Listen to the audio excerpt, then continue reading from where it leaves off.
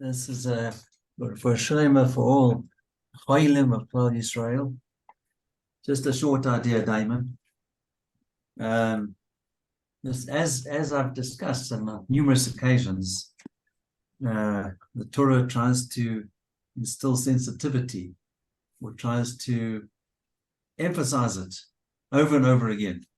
And one of the parts of the one of the issues in the parasha that's discussed in Parashat Ki Tetzei, which is not this week's, the following week's parasha, is the treatment of workmen or laborers. So it says a workman is not to be wronged by being kept waiting for his wages. He must be punctually paid before the day the day that he works, does that work before nightfall. He must be paid on that day for his labor. And it says here, the wages of a hired servant shall not abide with thee all night until morning. So, these people need the money to support their families, and they rely on it, maybe more than others. So, unfortunately, in the real world, I don't think many people abide by this and don't take this seriously enough. They should. So, but it goes back to sensitivity of just thinking about others and their needs and doing things promptly. Okay. Well, I think, Kevin, it's a good lesson. I think we need to be aware. Let's just go to the Gemara, guys. Dive straight in. So we were dealing with the case of bartering, according to Rava, is that because even though it's a principal repayment of that which was stolen from a convert by a robber, who had that convert had no heirs, the asham isn't just a monetary return. It's actually the Talmud process, because it's labeled in that pasuk with a convert as being Numbers, Bavli chapter 5 verse 8, as being an asham. In other words, there's an elevation and holiness to it, because it's, while there's no restitution, there's certainly atonement, and therefore the Kohanim cannot barter it. It's not just a monetary factor. And where do we learn this? We learned this in Kedushin 53a. So that was the bottom line. So because Rava said, Rav Achav, the son of Rava, taught Rava's original statement, not as an inquiry, but as an explicit ruling. Rava said Kohanim cannot divide their shares in the rob property of a convert against their shares in other rob property of a convert. What's the reason? The merciful one calls the convert's rob property an asham. So it was never in doubt. Okay? Put the recording back, yeah. Okay. Right, now back to the rabbi hat. Back to the real world. Okay. The rabbi hat, which is the real world at the moment. All right. It is. So Rava made another inquiry with respect to the robber's property of a convert. Are the Kohanim considered like the convert's heirs, or are they considered like the recipient of gifts from the Most High?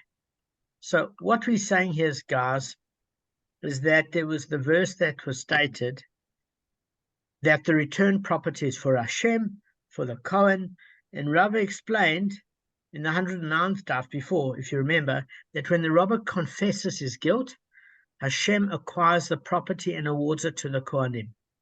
So now Rava is inquiring whether this means that Hashem has designated the Kohanim as the heirs of the convert who died without kinsman, and in the event of the robber confessing, they receive the property as an inheritance.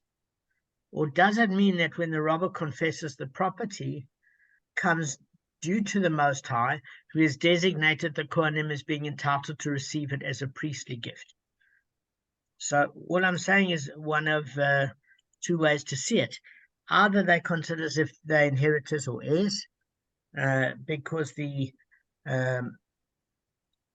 robber wants to make it to Shuvah, or alternatively, that it only goes to Hashem, not to the Kohen, but Hashem allows them to partake in it, the benefits, but they don't really inherit it, so to speak.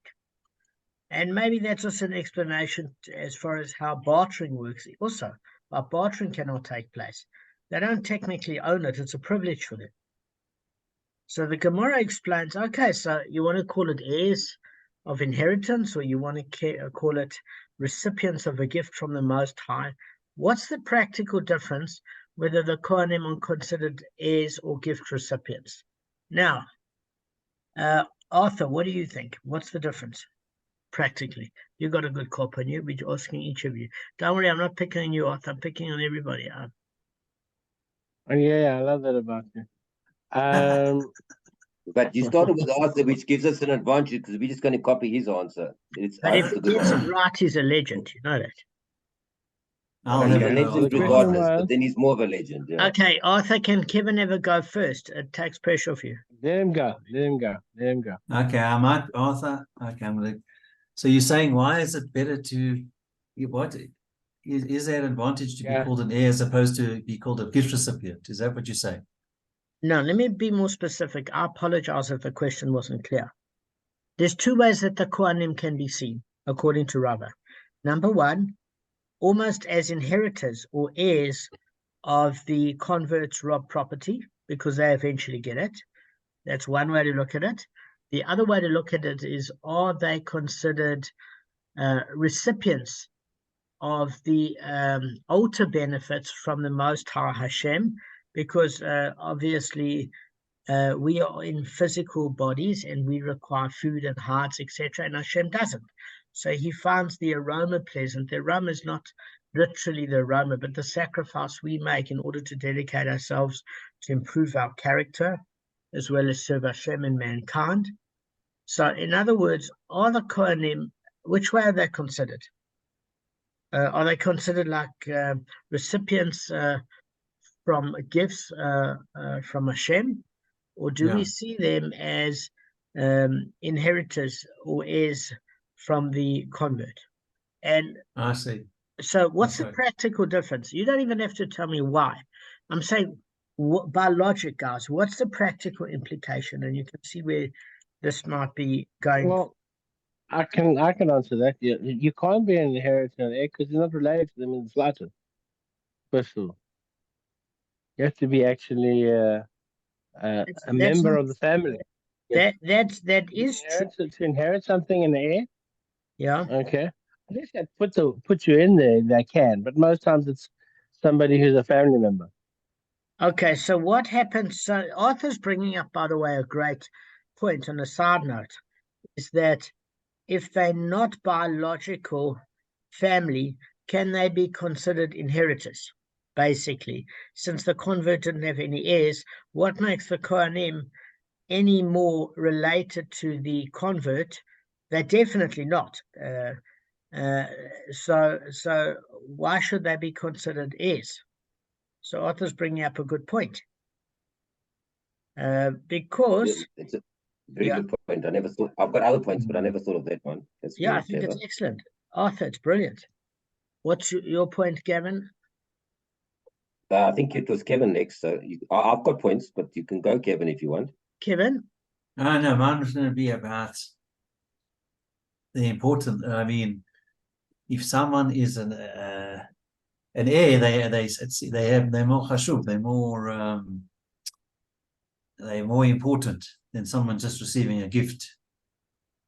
Well, it depends, because Kevin's right, is that generally, if you want to put it in the context of charity, social norms dictate that somebody that's the recipient of charity is not a contributor to society. Let's just take it on a Victorian England or Roman perspective, is that the poor are considered useless and the old are considered useless and children are considered useless. So that is a non-Jewish way to look at the world, where people that need charity are useless and those that are able to give to society are useful. And therefore, if Kevin's saying that because they're recipients of gifts, they're considered useless, how does Hashem's, why would Hashem make the Kohanim useless when in fact they're our conduit to be able to connect to Hashem, and bracha comes to the world through the Kohanim. We only get bracha as a society and as a planet because of the Kohanim. So those two statements are contradictory.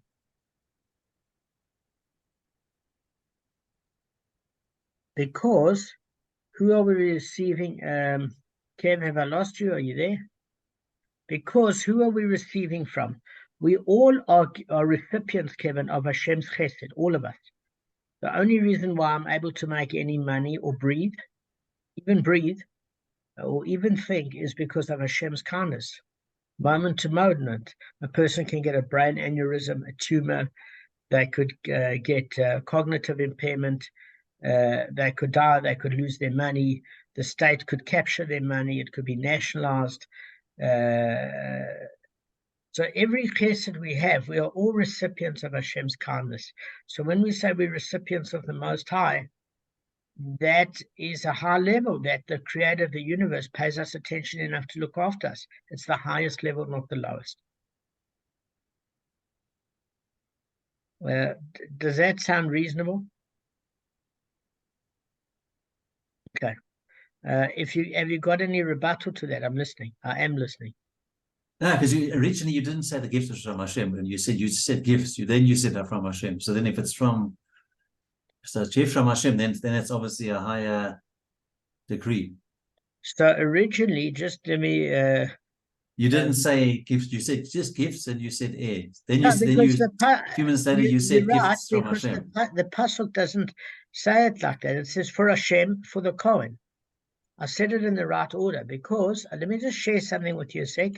Bless you. You're the most pedantic out of the whole group, which means I think that's good. I think it means I've got to be on top of my game. So just give me a sec. I want to share something with you, Kevin, because I had a feeling at a certain point you would be watching the wording, and I think that's excellent because it means that I can. Unless I wasn't listening properly. No, you only said Hashem. Yes, I did. What is it? Because that's what the pasuk says. So I want you to read with me. Oh, okay. It says, "But if the man has no kinsman, to whom the asham can be." Yeah, there we go. They're gone. What happened there, Damon? I don't know. You were about to share the screen, and that kicked you off. How did you come back on so quickly as well? Miracles, because I'm working for Hashem. Yeah. True. Okay. But you came on in literally 3 seconds. Unbelievable. All right, carry on. So it says that is returned is for Hashem, for the Kohen. It does mention Hashem. For Kohen. I'm reading the pasuk. So I didn't missay it. I said the pasuk exactly. But what it's implying here, Kevin, as you can see from the screen, is that the atonement is for Hashem to be satisfied, but it can be only eaten by the Kohen who have got human needs for flesh and meat. So the thing of it is, that deals with your particular question. What's Gavin's points here? On whether so my angle is that it can't possibly be inheritance purely because of the fact then if it was inheritance, then you would be able to barter with it. So because you own it. Excellent. I was waiting for that. So therefore it has to be a gift. And if it's a gift from Hashem, you've only got really the usage of it. And if you've got the usage of it, you don't have the ability to barter it because you're not the owner. Excellent. So Hashem owns it. Gavin, I couldn't have asked for a better worded answer. It's perfect because it means Gavin was focusing on the last thing. Now, not to denigrate. Not at all. I had a little bit of a cheat sheet because I'm a Cohen, you see, so it's built into me. Okay, good. So if I didn't know it, then I wouldn't be a genuine Cohen, right? Agreed. Okay. All right, sorry, I'm just showing off. All right, Karen, sorry. And that's exactly what we dealt with, was the greed of a Cohen. So you're perfectly on match. Now, sorry, I had to make that pun. I thought Kevin would appreciate it on the word agreed. No, it was very clever, actually. Yeah. But Arthur hit on a good point. So the question is, I never looked at it from that angle. I actually liked that point as well. So if they're not biological, we wonder if the convert who was halakhically Jewish had a will, and he perhaps, because obviously it doesn't recognize that a non-Jew can extract money from a Jew, it would seem. Because otherwise, if he had biological children, his children could have a claim against him. So obviously that doesn't have significant weight in the court, which I don't quite understand, but it's obviously got its reasons. But what happens, Arthur, if he has a will and testimony to a Jew like his rabbi, that upon his death, the rabbi inherits all of his assets, and then the rabbi can maybe have a claim against the robber as a legitimate inheritor because he's a Jew? No, I don't know. But that's different, Dan. That's different to the actually I don't know how, yeah, true. If it's never his. Why is it different? Yeah, complicated. Somebody can take out an insurance policy and choose anybody as a beneficiary. And I'm saying here the criteria seems to be that the person has to be Jewish, because if he's got biological children that are not Jewish, why can't they sue? So evidently they can't sue against a Jew for some reason and retain ownership. So therefore non-Jews are out of the equation with regards to being plaintiffs in a case even of biological inheritance. So therefore my question is, what happens if he writes a will and testimony that his sole inheritor is his rabbi that converted him? And then would that rabbi have a case against the robber to legitimately use that as a source? And probably, because there is a legal plaintiff. And who they're going to side with, the rabbi of the community or the robber that took it illegally? So I don't know. It might be that Arthur's correct, that you can't necessarily pick in your will who inherits your property, but I don't see why not, Arthur, because you can sell your property to whoever you want. The only issue is there is a concept that if you don't have possession of your property, you're not in a position to sell it, because it's not because we say that the robber acquired the property. A thief acquired a property because it's in his possession, and therefore if he sold it or slaughtered it, and it's an ox or sheep, he pays a 4 or 5-fold. Why? Because it's in his possession. So then it becomes the owner of the robber who has to, because it's either changed location or physically changed its status when it's sold or robbed. And therefore, we are saying that acquisition, you need to have it. If I want to sell my car and somebody stole my car, can I sell my car? Yes or no?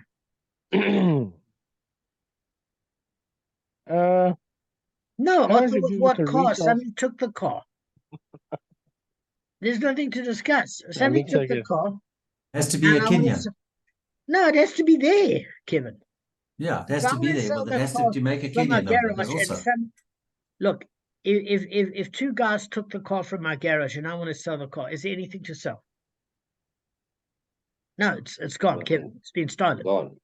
So therefore, you have to have the acquisition of it in order to sell it.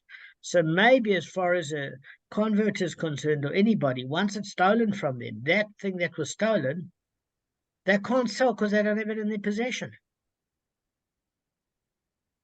These are all issues to consider. But Gavin brought up the most relevant point, is that because it's considered an asham, they are mere partakers as gift recipients from Hashem as part of the avodah. The Kohen's eating and keeping of the hearts is, well, the eating is part of the avodah, not keeping of the hearts.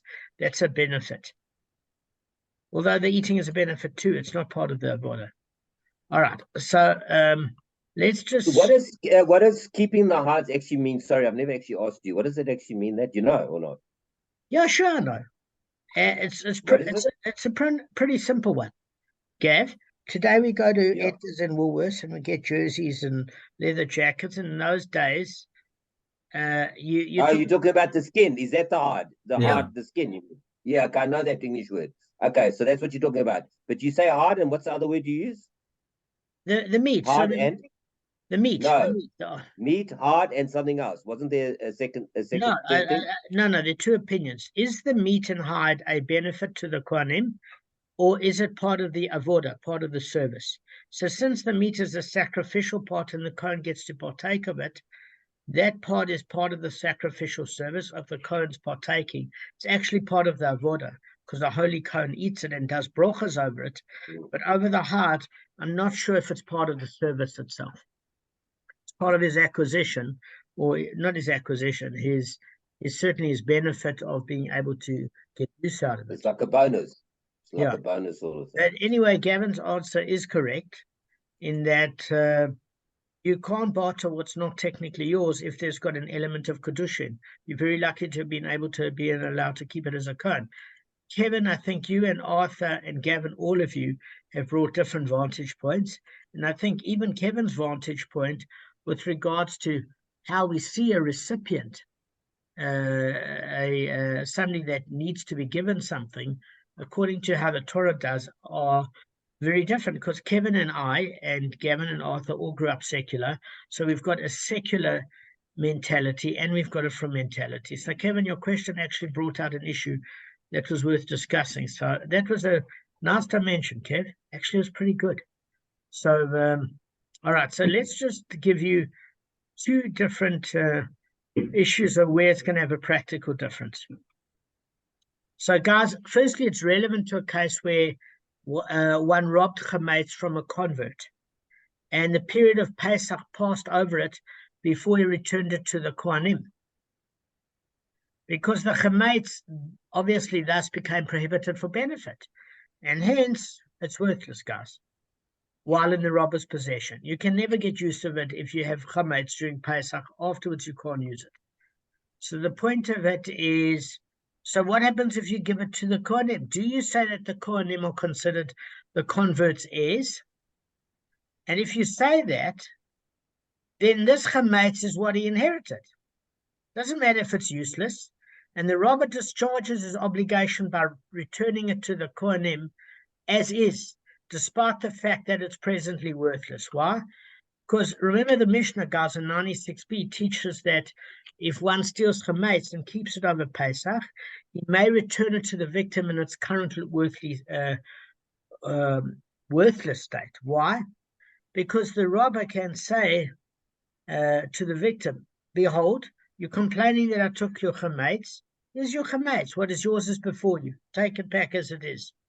So if the convert was still alive, the robber would be obligated only to return what was stolen, in this case, the worthless chametz to him.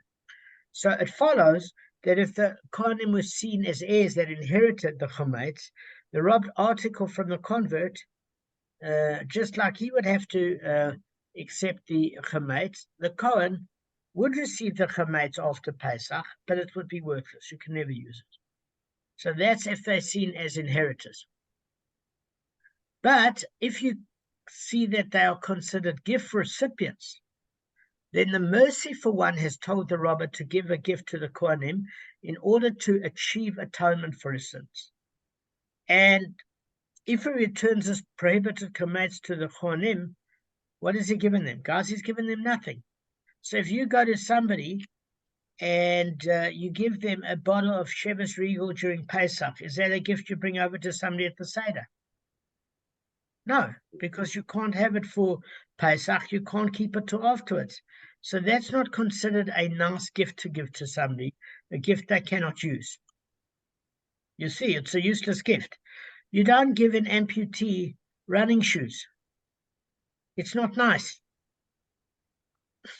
Gavin? No, you just give him a jail sentence, and I'm happy with that.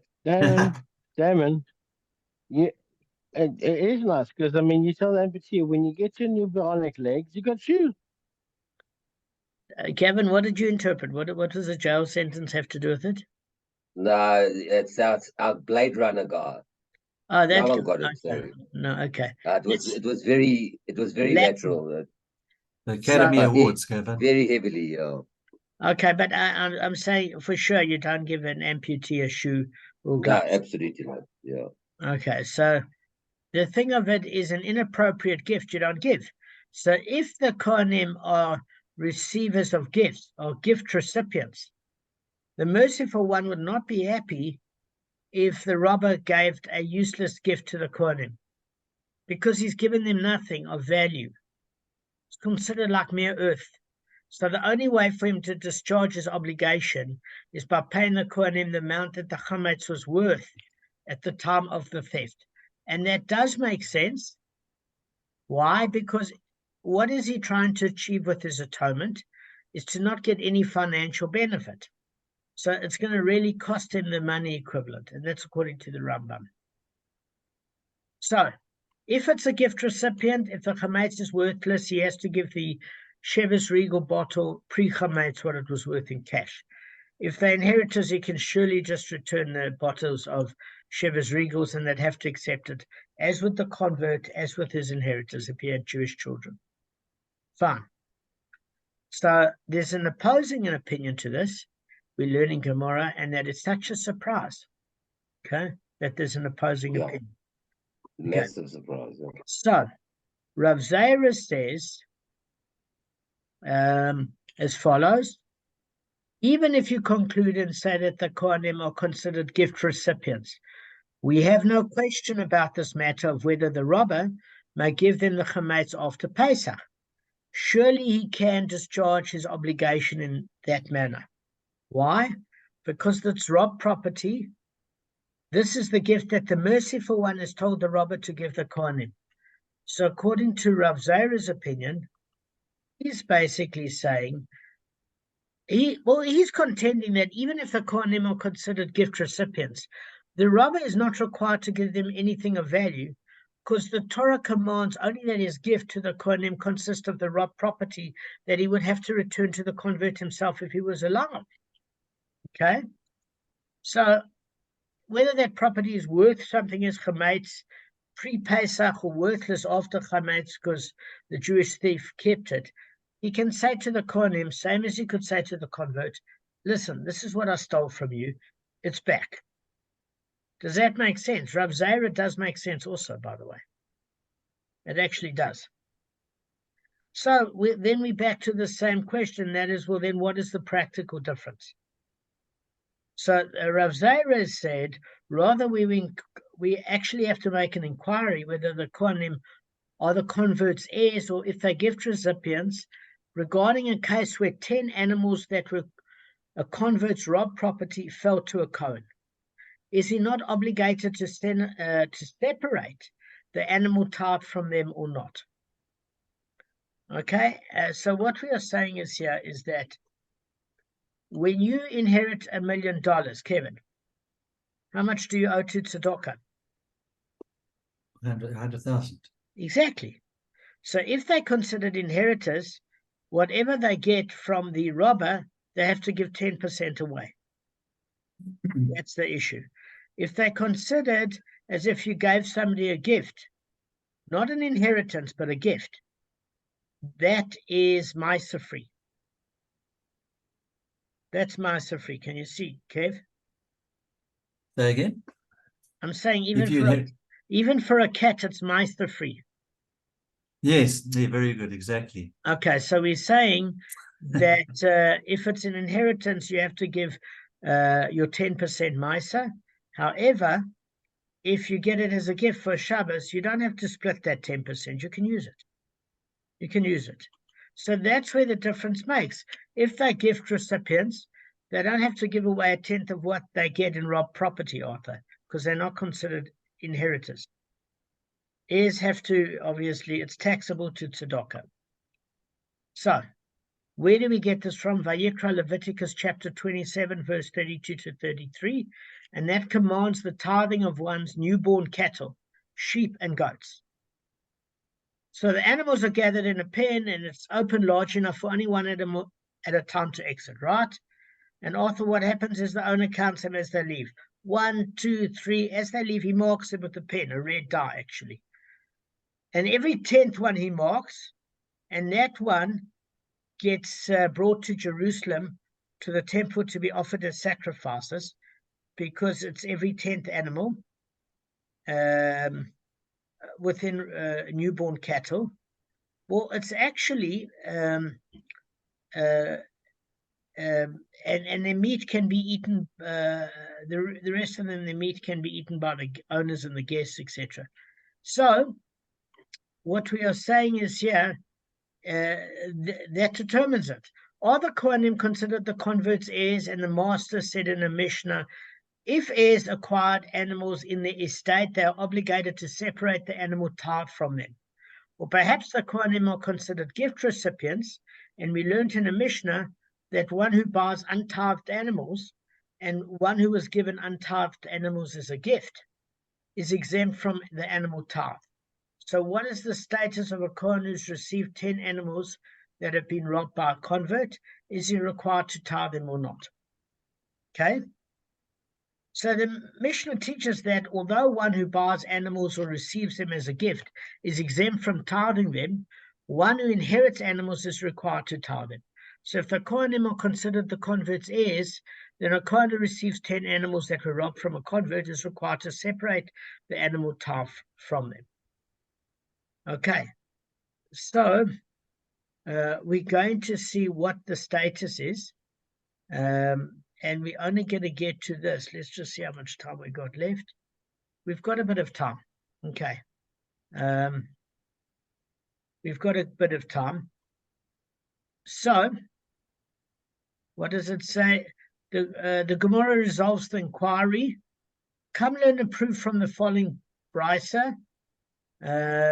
Well, I tell you what, before we resolve the inquiry, it's gonna give 2 pages of examples of each of these animals. But the bottom line is, guys, that the Kohanim are considered gift recipients with respect to the property of a convert that is returned to them, and therefore they don't have to tithe it. But next time I see you as part of the Gemara, there are 24 Kohanic gifts that were given to Aaron and his sons, and we're going to go through this next. But the bottom line of it is they don't have to tithe on it. So they're considered like gift recipients. Any questions before we finish? No, I'm good. Okay, Kev? Now, Arth, do you want to teach us anything? Because you don't give over any thoughts. No, I'm good. I have an excellent question. It's pertinent. Okay. What time are we going to finish? Now we can finish now. So the tithing, Damon, is the tithing based on the legality. You can't tithe stolen produce. Is it still relating to the stolen what was stolen from the convert before he died? No. So there's no problem there, because what we are saying is it is a bit of a cheek to be a gangster and give your 10% to tzedakah, because you're ignoring all of Hashem's mitzvahs and you give to tzedakah, and now you want to launder your money so you feel spiritually clean. That's a problem. Although many shuls don't ask too many questions when it comes in their bank account, believe me, like the Sephardi shul down the road, etc. But anyway, enough about that. But as far as the Kohanim are concerned, when the robber gets no benefit and wants to give all his benefits which he stole to the Kohanim, it means he wants to look at redemption, and therefore that act of elevation where he's trying to remedy his greed and atone for it, yes, that becomes holy. That's why it's known as an usher, because it has a degree of holiness that he's changing his ways. And therefore, of course, one could tithe it. In fact, he's giving it all away to the Kohanim. The issue is now with the Kohanim get it, if they consider it as if they're inheritors because the convert didn't have halakhically Jewish inheritors, then they'd have to tithe a 10th of what they get. But if it's considered as if it's a gift from Hashem, there's no tithing for gifts, or if you buy animals. It's only if you inherit. But on a newborn, Arthur, you have to do it either way on newborns. But for what you've bought, no. But newborns, yes. Kevin, is it the first of the newborn or the 10th? Isn't it the first? It's a first of the flock. They call the Bechor. Bechor, yes, that's it. That's exactly. And the 10th one, there's something on the 10th as well. Yeah, the 10th I think is Misa, Kevin. But the yes, first I think is it's the Bechor, is the firstborn. Yes, you have to give for that. I just want to ask you a question. Oh, sorry. Okay, Karen. You go first.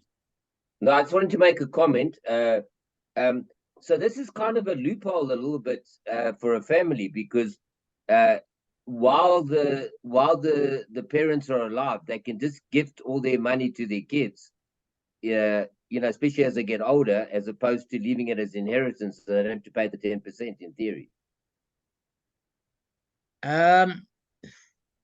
No, because on money that, and something you purchase and spend, you don't have to give 10% on what you, because you actually acquired it. It's a liability. It's not an asset. When you get money coming in, a credit as opposed to a debit, then you have to pay money on credits, not debits, Gavin. It's a basic accounting principle. Then they might be gaining an asset in the one column, but they've paid for that asset. So it's a liability. It's cost them. Therefore, you don't pay tzedakah on what it's cost you. Just let me finish, guys. Okay. Does that make sense, Gavin? You've paid for it. What you earn in a salary or in your own business, you paid MISA for. But what you've purchased, even though you gain it as an asset, you've lost the cash equivalent at which you've spent. So you've actually, you don't pay. It's not incoming money. It's outgoing money in order to gain livestock. Sorry, I'm not really understanding you compared to the question. The answer you're giving me. Sorry, just explain to me how this ties to my question, because my question was just simply gift. If let's